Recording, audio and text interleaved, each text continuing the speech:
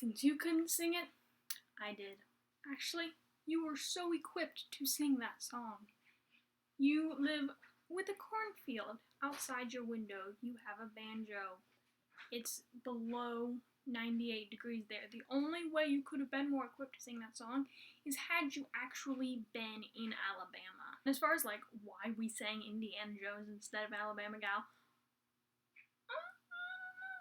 it was probably Tommy, you're right. I mean, yeah. It was one of those things. One of those things. I really hope Riley isn't messing up this whole video with his little claws. We'll find out. I'd also like to point out two other things in your video. One, when talking about your calculator, you held it up and said, unless I carried this around. Actually, you carried around a calculator for like the entirety of your undergraduate years. It was in your back pocket. You had a graphing calculator in your back pocket for the majority of your time as an undergraduate. So I'm on to you. I mean, you're like you act like you don't worship your calculator. You love your calculator. Yeah. The second thing is that quote, and I see what you're saying, obviously. But let me tell you, if procrastination were deadly, I would have died years ago. Very long time ago. So, yeah, good news, I guess. Procrastination is not deadly. But it is definitely not a good thing.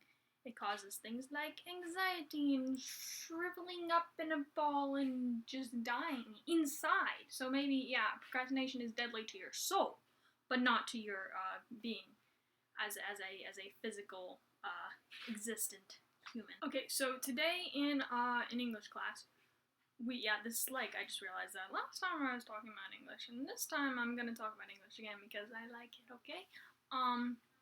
So today in English class we were reading this essay by Richard Miller, called "The Dark Night of the Soul." I think that's the name of it. Maybe. Anyway, not the point. And he introduced this idea that is not necessarily a bad thing, but it's something that I'm very uncomfortable with.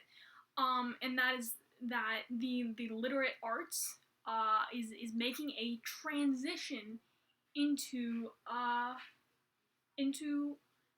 the technological, which is obviously something that has been happening for a while and is continuing happening, and it's happening very rapidly. I mean, you and I are making videos for each other where, you know, a while ago we would have just called each other on the phone or written letters or whatever. But now we're posting them on YouTube instead, and that is a prime example of what he was talking about.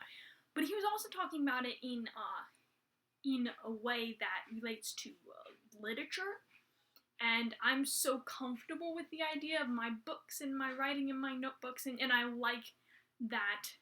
I like that style of creativity, and it's something that I don't want to lose. And the way he was talking, he was saying that like we need to be forward and transitioning, and we need to make content that is adapted to this modern world, which is true. And there's so many cool things you can do with the YouTube community being what it is and all that, which is super cool. But I feel like that maybe, hopefully, writing in its most simplistic form, in the idea of paper books and my notebooks, and you know, I want to still have these things. I want to still read in this traditional manner. And he was talking about it in a way that was like, that's going away.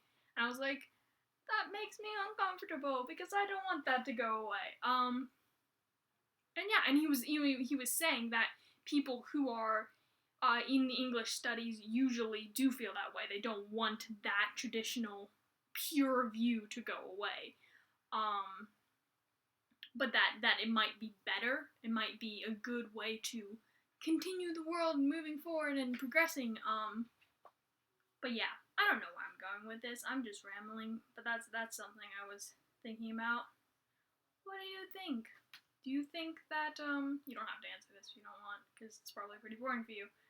But what's your idea of traditionality in the literate arts as opposed to the transitory movement into technology. By the way, if you're wondering why you got your video today, like not at 11:30 at night, it's because I'm going to see Doctor Who tonight, in theaters with friends, and I was like, I have to make this video before midnight because I won't be here. So, no procrastination. Woo! Yep, that's it. Hope the cornfields are treating you well. Bye.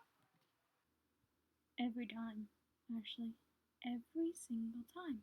I go to edit the video and I'm like, interesting facts. Why? Every time. Okay, so dictionary of word roots, and combining forms. I have here the root kite, as in CHAET. Right here, kite. And it's described as long flowing hair, mane, or a bristle. And I can only assume that that's where the name Chita comes from, in like annelid worms, the little bristles that they have. So that's your totally 100% interesting fact for today. Kite meaning bristle, origin of Chita for worms and things. Gosh, I'm the worst. I'm sorry.